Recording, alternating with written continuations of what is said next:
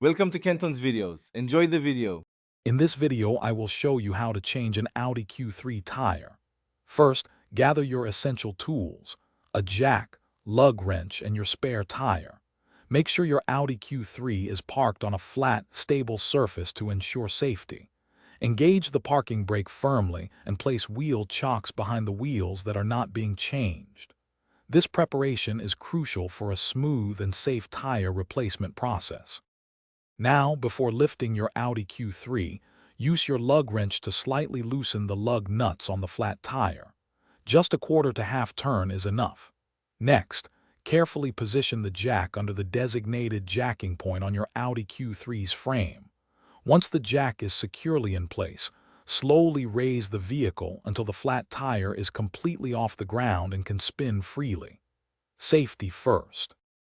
With the car lifted, you can now fully remove the lug nuts and carefully take off the flat tire. Set it aside.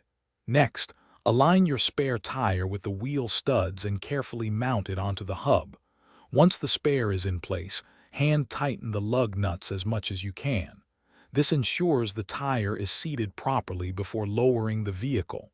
Almost there. Finally, lower your Audi Q3 completely to the ground.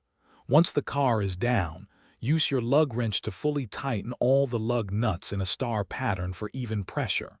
Double-check that they are snug. Don't forget to store your flat tire and all your tools securely in your trunk.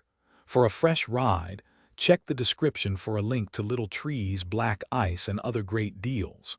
Drive safely. Thanks for watching. Consider subscribing if we helped you.